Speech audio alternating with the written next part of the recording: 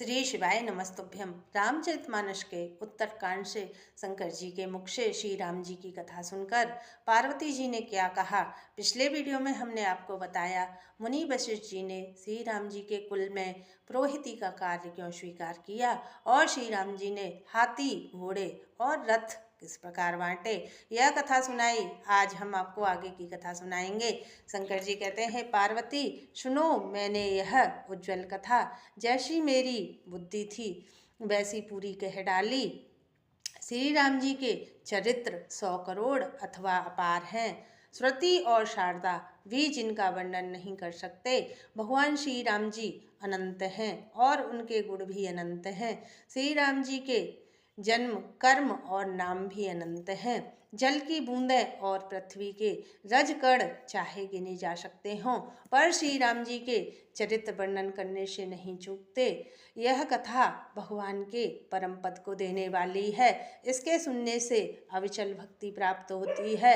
हे पार्वती, मैंने सब सुंदर कथा कही जो काकभूषणी जी ने मुझे सुनाई। मैंने श्री राम जी के कुछ थोड़े ही गुण बखान कर कर कहे। हे भवानी, सो कहो, मैं अब क्या करूं। श्री राम जी की मंगलमयी कथा सुनकर पार्वती जी हर्षित हुईं और विनम्र और कोमल वाणी में बोली, हे त्रिपुरारी, मैं धन्य हूँ, धन्य धन्य धन्य हूँ जो मैंने जन्म मृत्यु के भय को हरने वाले श्री राम जी के चरित्र सुने। अब आपकी कृपा से मैं कृतकृत्य हो गई। अब मुझे मोह नहीं रह गया। मैं श्री राम जी के प्रताप को जान गई। हे नाथ, आपका मुख रूपी चंद्रमा श्री राम जी की कथा रूपी अमृत को बरसाता है। श्री राम जी की कथा सुनकर जो तृप्त हो जाते हैं, उन्होंने तो उसका विशेष रस जाना ही नहीं। जो महामुनि वे ही भगवान के गुण निरंतर सुनते रहते हैं। जो संसार रूपी सागर पार पाना चाहते हैं, उनके लिए तो श्री राम जी की कथा नौका के समान ही है।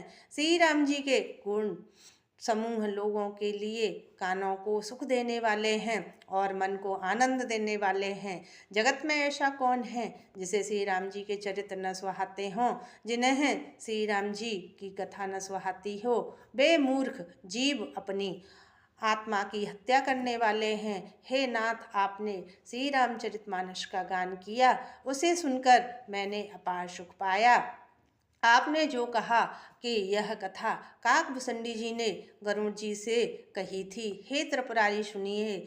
हजारों मनुष्यों में कोई एक धर्म के व्रत का धारण करने वाला होता है और करोड़ों धर्मात्माओं में से कोई एक विषयों का त्यागी और वैराग्यवान होता है। श्रुति कहती है कि करोड़ों विरक्तों में कोई एक यथार्थ ज्ञान को प्राप्त करता है और करोड़ों में से कोई एक जीवन्य मुक्त होता है।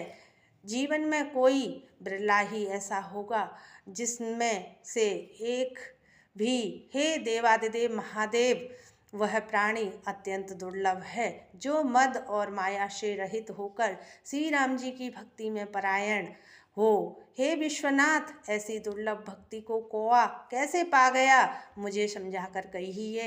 इससे आगे की कथा हम आपको अगले वीडियो में सुनाएंगे। कृपया आपको मेरी यह कथा अच्छी लगे तो लाइक और कमेंट करना। जय श्री राम, जय हनुमान।